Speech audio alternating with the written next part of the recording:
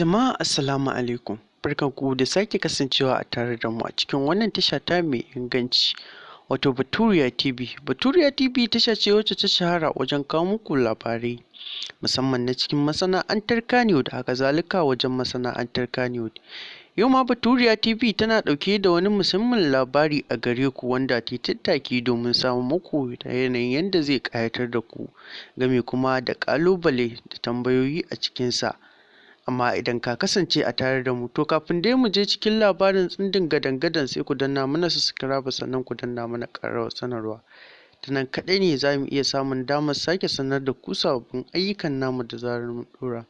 Labarin akan ma'aurata ne guda biyu waɗanda ba su daɗe aure ba, wato Lilin Baba da Ummi Rahab. Sai ku biyo mu domin jinya ta kasance a yanzu haka. To bari mu je cikin labarin kai tsaye tsindim gadan-gadan. Labarin dai akan Lilin Baba ne da kuma Ummi Rahab, yayin da muka hango hotunan Ummi Rahab tare da bidiyos ɗinta suna yawo a dangane da cewa ta samu ziyarar ɗakin Ka'aba wato Makka.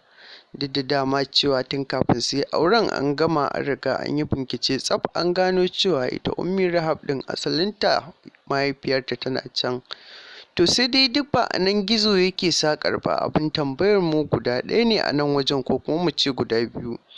Yayin da Ummi Rahab muke ganin bata cika ma sati 10 da yin auren nasu da Lilin Baba ba, sai muke hango ta kuma ta samu ziyarar ƙasa mai tsarki, sai muke ganin ta kuma ita kaɗai ba tare da angon nata ba. To daga nan ne mu kuma muka yi tattaki don nemo muku labarin mu tambaye ku a kansa kuma mu tabbatar da cewa mun samu irin amsar da muke nema a bakin kuma sauraron mu.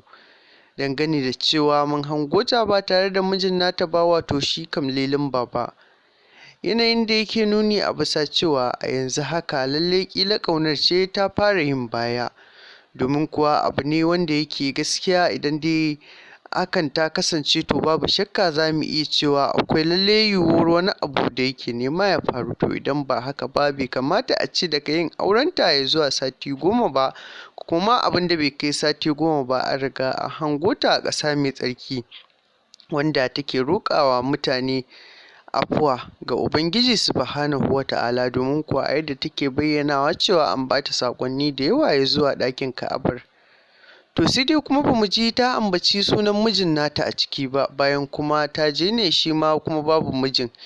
To abubuwa biyu ne dama muke da tambaya a kansu a dangane da wannan bidiyo da ta saki bata yiwuwar mijin nata roƙon Allah ba, bacin haka kuma ta je ba tare da mijin nata ba, wanda kuma ba a daɗe da yin auren nasu su biyun ba.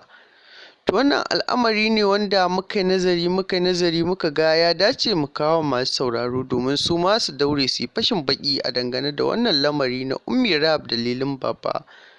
Tambayar dai ita ce a nan wajen gare ku masu sauraron mu na yau da kullum. Kowa dai ya san cewa Ummi Rahab da Lilin Baba hamshakan masoya ne tun kafin a yi aure, wanda ta kai ta kawo Ummi Rahab ta rabi da wanda ya raine ta, ma'ana dai Adamu Zango, akan shi wannan Lilin Baba, domin tana son shi tana so ta aure shi, sai kuma ta kai ta kawo yanzu kuma ga wani abu mun fara hangowa. Shine dama muke ganin kamar cewa yanayin yadda mutane suke furtawa cewar idan kamar Ummi Rahab ta je ɗakin Lilin Baba, to babu shakka wannan soyayyar da suke nuna wa junansu sai ta ragu.